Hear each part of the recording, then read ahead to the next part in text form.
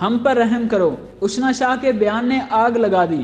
ملک میں جاری معاشی بحران اور بڑھتی ہوئی مہنگائی میں فنکاروں کا جینا بھی دو بار ہو گیا، جنہوں نے سخت رد عمل کا اظہار کرتے ہوئے معاوضوں میں اضافے کا مطالبہ کیا ہے۔ ملک میں پیٹرولیم مصنوعات کی قیمتوں میں حالیہ اضافے سے جہاں عام پاکستانی پریشان ہیں، وہیں لاکھوں روپے کمانے والے پاکستانی فنکار بھی مشکلات کا شکار ہیں۔ پیٹرولیم مصنوعات کی قیمتوں میں اضافے کے بعد ملک میں مہنگائی کا طوفان آ گیا، جس نے ہر پاکستان کی مشکلات میں اضافہ کر دیا ہے، اور فنکار بھی مہنگائی سے ستائے دکھائی دے رہے ہیں۔ زیادہ تر فنکاروں نے پروڈیوسر سے مطالبہ کیا ہے کہ ان کے معاوضوں میں مہنگائی کے تناسب سے اضافہ کیا جائے۔ اس کے ساتھ ساتھ بہت سے فنکاروں نے سوشل میڈیا پر اپنے رد عمل کا اظہار بھی کیا ہے۔ گلوکار فرحان سعید نے ٹویٹر پر اپنی تشویش کا اظہار کرتے ہوئے لکھا کہ ہم اس بحران سے کیسے نکلیں گے؟ میں نے اپنی زندگی میں کبھی نہیں دیکھا کہ روپے ڈالر کے مقابلے میں مضبوط ہوا ہو۔ لوگوں کی غیر سنجیدگی پر افسوس کرتے ہوئے گلوکار نے لکھا کہ ہم ادھر یا ادھر پارٹی میں ہیں، لیکن پاکستان میں نہیں ہیں۔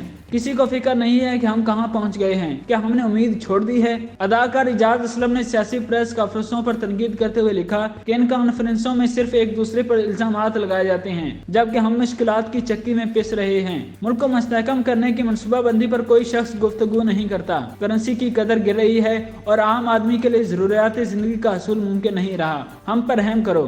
دوسری طرف اداکارہ اشنا شاہ کی ٹویٹ نے سوشل میڈیا پر نیا محاذ کھول دیا، جس میں انہوں نے لکھا کہ میں اپنے ملک سے محبت کرتی ہوں، اپنی شناخت سے بھی پیار کرتی ہوں اور اپنے ملک کے لوگوں سے بھی پیار کرتی ہوں، لیکن گھر میں جب گیس، بجلی، پیٹرول کی قلت ہو تو ایسے میں ترانہ گانا تھوڑا مشکل ہو جاتا ہے۔ اشنا شاہ کے اس رد عمل کے ساتھ ہی سوشل میڈیا پر نئی بحث چھڑ گئی۔ کچھ صارفین نے اشنا شاہ کی بات سے اتفاق کیا، جبکہ زیادہ تر نے ان کی مخالفت کرتے ہوئے کہا کہ مشکل وقت ہی میں ملک کو ہماری زیادہ ضرورت ہوتی ہے، اس لیے پریشان ہونے کی بجائے ہمت سے کام لیں۔